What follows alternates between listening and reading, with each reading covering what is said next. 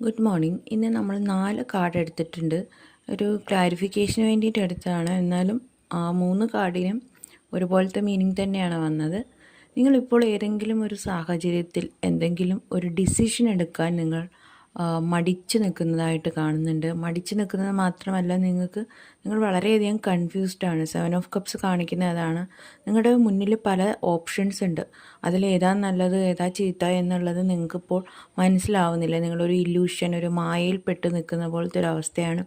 ഏത് ചൂസ് ചെയ്യണം എന്ന് നിങ്ങൾക്ക് അറിയുന്നില്ല.